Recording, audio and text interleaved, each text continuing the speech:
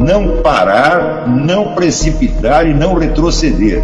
Então dizer para esse cara, sabe quando nós vamos parar? Nunca, nunca na sua porca vida, né?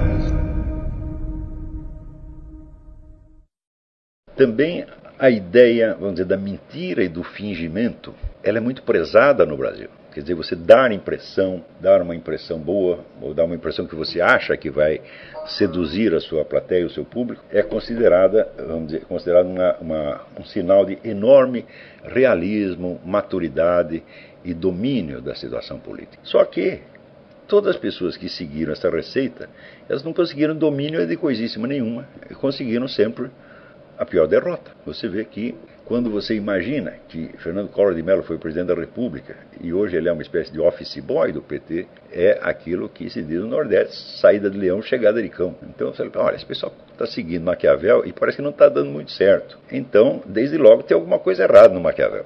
Não do ponto de vista moral, não estou falando do ponto de vista moral, mesmo supondo-se que nós façamos abstração do fator moral e leamos o Maquiavel só como se fosse um tratado de técnica política, parece que a técnica não está funcionando.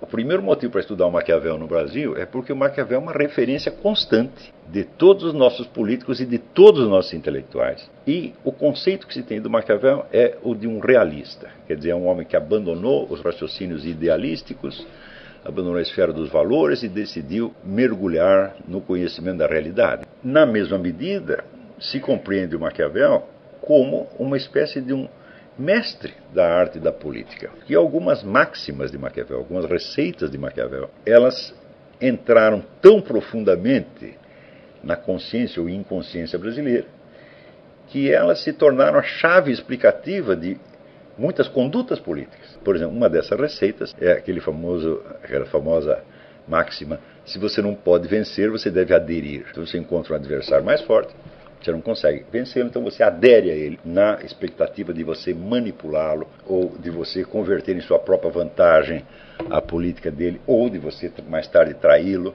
e derrubá-lo. Isto no Brasil é norma geral. Vocês viram, por exemplo, que nos últimos anos, se você pegar o exemplo de pessoas, vamos dizer, que após a vitória do PT, após o PT haver conquistado todos os meios de poder que ele poderia desejar, os seus inimigos aderiram em massa a ele. Quer dizer, aquelas pessoas que o PT mais condenava, que ele mais perseguiu, que ele mais acusou de todos os crimes, de repente apareceram aliados ao PT. Exemplos extremos são o Paulo Salim Maluf, o Antônio Carlos Magalhães, o Sarney e o Fernando Collor de Mello. Quer dizer, seria a direita brasileira, né? Quer dizer, a pressa com que a direita brasileira aderiu a um estado de coisas que ela mesmo condenava e que os condenava, por sua vez, é inspirada, sem dúvida, nessa máxima de Maquiavel. Quer dizer, que ela não precisa nem ser lembrada como tal, ela já está impregnada na consciência, ela virou quase uma reação automática. Foi por essas coisas que eu achei que é necessário esclarecer quem é realmente Maquiavel. Eu não menciono nada disso no livro, quer dizer, as motivações socioculturais que me levaram ao estudo não estão no livro, eu não estou repetindo nada do livro, eu estou fazendo como se fosse um prefácio. Né? Perfeito, professor. Nós conversamos aqui nos bastidores sobre a literatura infantil. Eu queria que o senhor falasse um pouco sobre esse tema. Eu vou ser sincero, eu desde que era pequeno sempre odiei literatura infantil, porque essas histórias são bobocas, tá certo? Né? A borboletinha que se apaixonou por um hipopótamo, essas coisas perfeitamente idiotas. Né?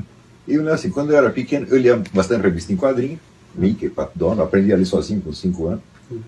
Não sei como aprendi, por isso eu não tenho método algum para ensinar para ninguém, não lembro como é que foi, sei que algum dia eu apareci lendo. E as coisas que me interessaram, por exemplo, o Tesouro da Juventude me interessava, porque me dava informação, me abria uma perspectiva para o mundo e falava de coisas interessantes. Né? Eu lancei o primeiro livro que eu me apaixonei na minha vida, era o livro que se chamava O Caçador, o autor chamado John Hunter, o livro The Hunter, o autor chamado John Hunter, e é uma história real. Eu até hoje leio esse livro com interesse, que é a vida de um caçador profissional na África. E coisas desse tipo. Né? Livros de aventuras. Né? Os autores ingleses e americanos são muito bons para isso. Outro dia mesmo eu estava lendo aí um livro, Lost in the Barren Lands, a história de 2 garotos que se perdem no Alasca, um urso persegue eles, um monte de horror. Quando era moleque eu li o Rafael Sabatini, Capitão Blood, né? Interessantíssimo, Sherlock Holmes, essas coisas me interessavam. Agora, a literatura infantil do Monteiro Lobato eu nunca consegui ler. Porque aquilo ali era uma coisa boboca, tá certo? Com, vamos dizer, um mundo totalmente fictício, coisas que não vão acontecer, são inteiramente absurdas, tá certo? E eu acho que a literatura é para abrir a imaginação para o possível, não para qualquer idiotice arbitrária que você invente. Eu me lembro, por exemplo, eu lia uma história em quadrinho, mas histórias de super-heróis não me interessavam, porque elas jamais iriam acontecer. Histórias de horror não me interessavam, porque lobisomem, vampiro, falei, isso é papagaiado. Agora, se tem um crime, uma guerra, uma coisa assim, falou, opa, aí pode acontecer. Né? Super-heróis, o único que me interessava, quando era história absurda, eu só me interessava quando era engraçado. Então, por exemplo, super-herói só gostava do Homem de Borracha, porque era para rolar de rir. Não era assim, não pretendia ser sério, né? Então, eu acho até hoje, veja, criança gosta de aventura, de coisas extraordinárias, mas coisas extraordinárias que possam acontecer, que abram a mente dela para o mundo da possibilidade, não da impossibilidade, tá entendendo? Agora vai encher a cabeça do garoto de minhoca, tá certo? Para ele ficar com medo de coisa que não existe, você está formando um idiota. E eu acho que